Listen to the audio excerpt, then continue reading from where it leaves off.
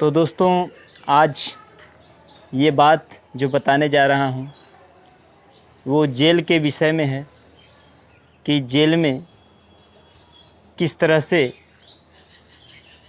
गलत नियम बनाए गए हैं, जो मैं खुद रहकर देख कर आया हूँ कि एक कैदी, एक मुजरिम किसी भी तरह से अगर फंसा है गलत करके या फिर झूठ में फंसाया गया हो,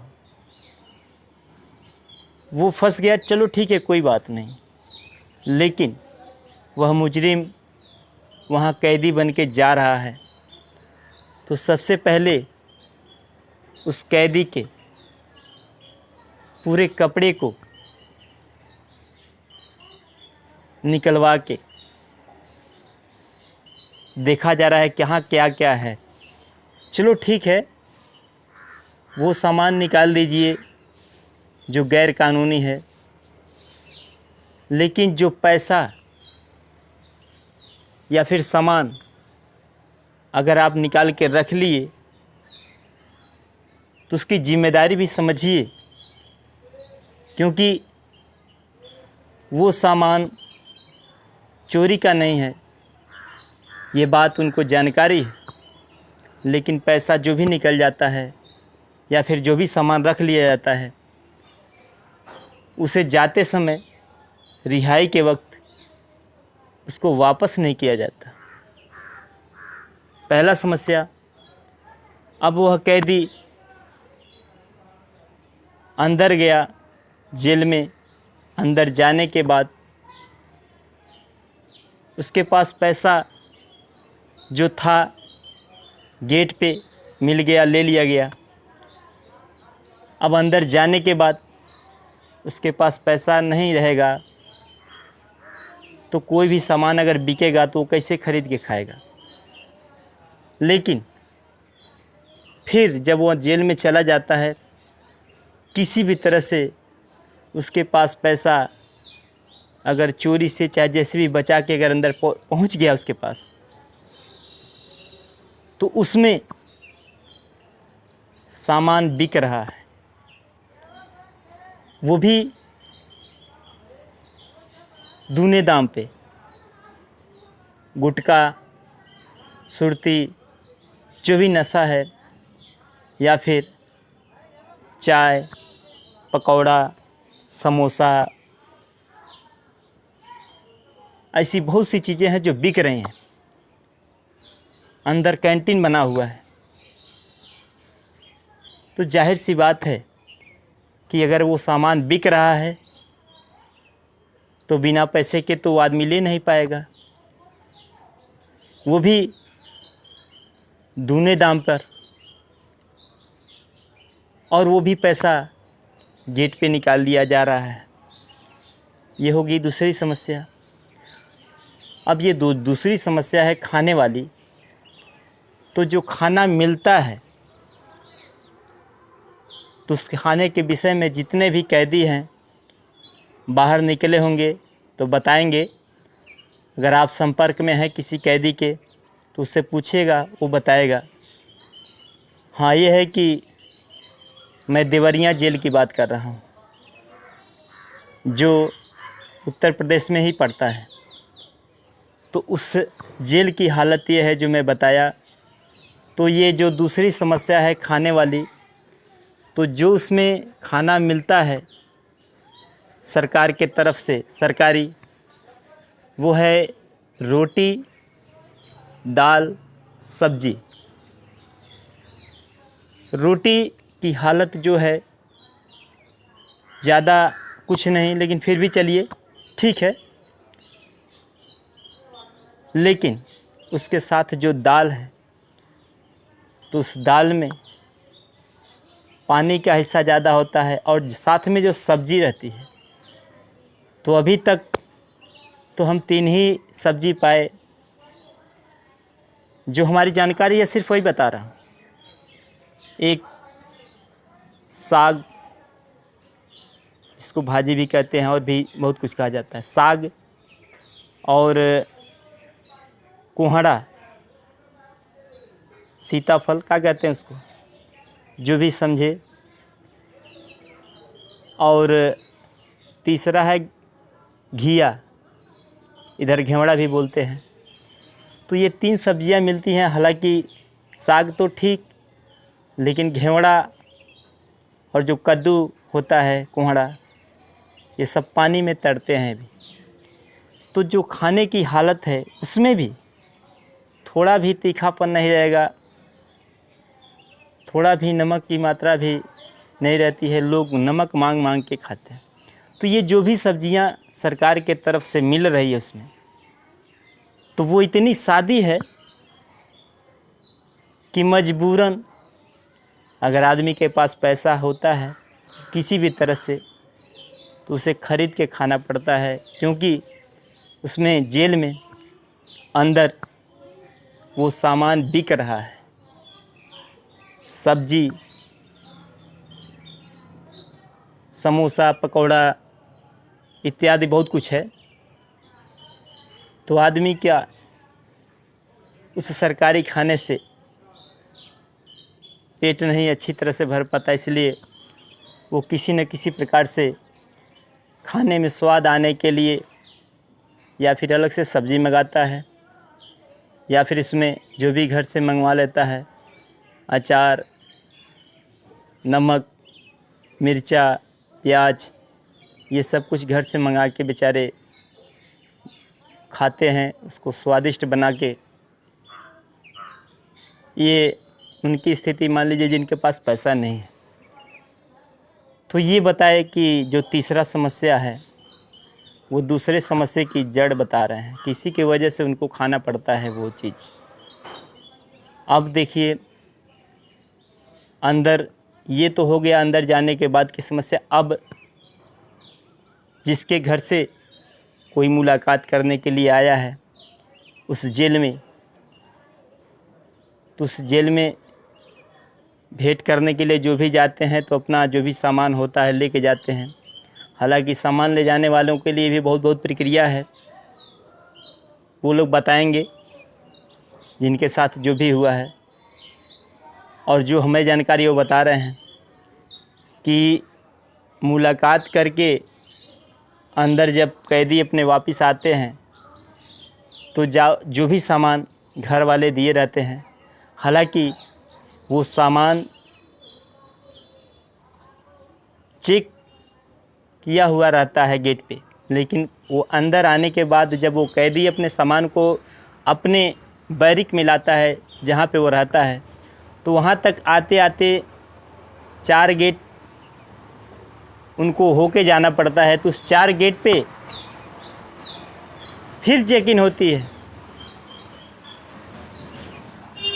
और उस जगह पे 50-50 रुपये लिया जाता है, फिर 20 रुपया। मतलब इस तरह से मान के चलिए कि मुलाकात करने के समय भी अगर कोई घर वाला आया, अगर कुछ दिया, तो उसमें कम से कम 150 से 200 रुपया खर्च उनका वैसे हो जाना है। और बाकी तो आपको बता दिए कि जो सामान उसमें अंदर बिक रहा है वो भी 1 के 2 दूने दाम पे बिक रहा है। तो सोचिए, बाहर की गुंडागर्दी तो आप लोग भी देख रहे हैं, लेकिन जो अंदर की गुंडागर्दी नहीं देखे हैं वो समझ लें हमारी बातों से कि ऐसा हो रहा है। और मैं सब जेल का तो नहीं मैं कह सकता, लेकिन ये जो भी बात है यह देवरिया जेल की है, जो हमारे आंखों के सामने गुजरता आया है। तीसरी बार मैं भी जेल गया। बाकी अपनी कथा तो नहीं बताएंगे, हाँ आगे आपको पता चल जाएगा कि कितना गलत बाहर हो रहा है और अंदर का आपको हम बता दिए। ये समस्या केवल हमारी नहीं है, और जो कैदी इसमें हैं तो गारंटी इसकी भी नहीं है कि केवल वही कैदी हैं, कल आप भी उस जेल में जा सकते हैं कैदी बन के। क्योंकि बाहर की जो हालत है वो देख रहे हैं कि पुलिस ज़्यादातर किस तरह से एक बेकसूर को पैसे की वजह से फंसा दे रही है, जेल में डाल दे रही है। तो आप भी कैदी बन के उसमें जा सकते हैं। तो और जगह की तो नहीं है पता, लेकिन इस जगह का आपको बता दिए कि इस तरह से होता है कि अगर आप भी कैदी बन के जाते हैं तो भाई संभल के जाइएगा। बेल्ट, पैसा, ये सब कुछ निकाल लिया जाता है, बाकी आपके ऊपर है। हाँ, ये बात सबके लिए, और साथ ही ये भी समझना आपके लिए ज़रूरी है कि अगर ये सब कुछ हो रहा है तो क्या यह खबर मीडिया को नहीं है? मीडिया जो ज़्यादातर ऐसा है कि खबर जानते हुए भी इस खबर को नहीं दिखाएगी। क्या कारागार मंत्री नहीं होंगे? क्या उसके लिए डीएम नहीं है? ये समझिए कि आखिर ये लोग क्या कर रहे हैं। सरकार की अच्छाइयों को आप लोग सुन रहे हैं, बड़े खुश हो रहे हैं, और एक बार भी आप सच को देखकर भी अनदेखा कर रहे हैं, उसको देख के समझने का प्रयास नहीं कर रहे हैं कि ये सरकार इतनी कड़ी है। अगर ये सरकार इतनी कड़ी है तो फिर ये कैसे हो रहा है? एक पुलिस वाला एक शरीफ आदमी के साथ कैसे गलत तरीके से बिहेवियर कर रहा है, किस तरह से गलत तरीके से पेश आ रहा है? आखिर कैसे, अगर इतनी कड़ाई है तो? हाँ, इस समय ये सरकार की जैसे पहल है देखने में ये लग रहा है, क्योंकि हम भी 1 महीना 4 दिन तक जेल में थे और उस समय में हम देखे कि ज़्यादातर लोग वारंट के रूप में जेल में जा रहे हैं। बहुत पुराने लोग, क्योंकि ये जो प्रक्रिया चलाई जा रही है ये अभी तक नहीं चली थी, लेकिन ये जो सरकार हैं योगी जी, ये चला रहे हैं। जो बुजुर्ग मरने के कगार पे है, 20 साल 30 साल मुकदमा लड़ रहे थे आपस में, लड़ते लड़ते थक गए, चुप हो गए, आज उनका वारंट हो जा रहा है, जेल में जा रहे हैं। तो ये सरकार जो योगी जी हैं आखिर क्या चाहते हैं, क्या साबित करना चाहते हैं, हमारे समझ में नहीं आ रहा है कि अगर वो आदमी अपने जगह पे थक गए, जैसे भी छोड़ दिए, तो उनके ऊपर वारंट की क्या ज़रूरत है?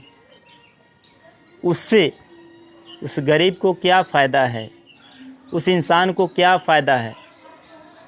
बहुत बड़ा सवाल है। आपके लिए भी ये समझने का प्रयास कीजिए। आपका तो फ़ायदा हो ना हो, लेकिन नुकसान तो है अगर आपके घर भी मुकदमा किसी का है तो। और इतना ही नहीं, आप लोग ये समझने का प्रयास कीजिए कि इससे आपको लाभ क्या है। ये जो वारंट काटा जा रहा है, किसी का भी मुकदमा पड़ा हुआ है, अरे जब वो संतुष्ट हैं तो आपको इससे फ़ायदा क्या है? पता नहीं क्यों हमें लगता है कि इसमें माननीय योगी जी का भी कमीशन बन रहा है क्या?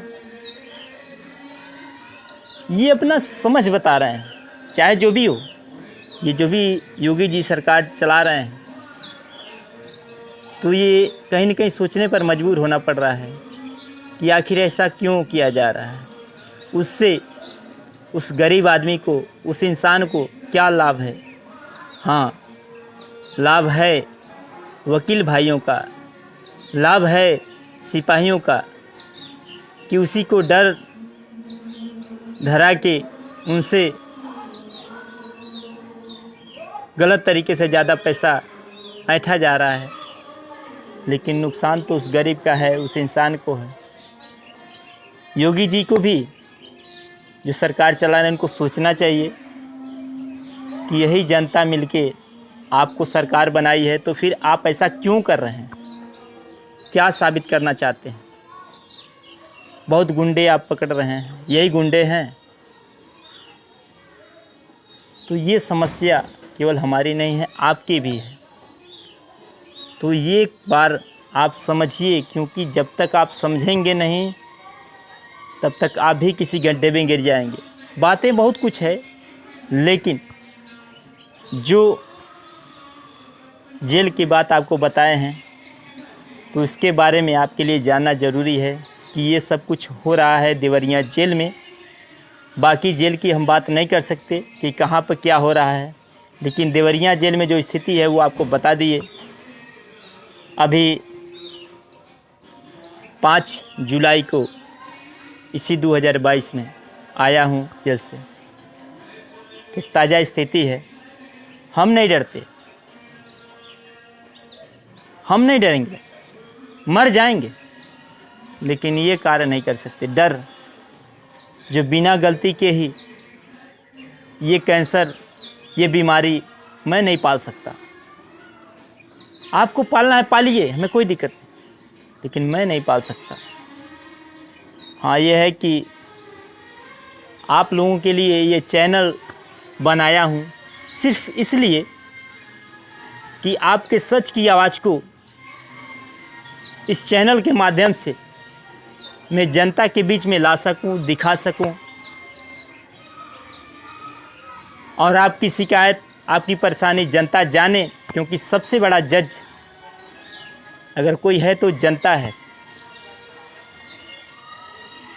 जिस समस्या का जजमेंट जनता करती है वो सर्वोपरि होता है, क्योंकि जनता पूरे सिस्टम की जड़ है।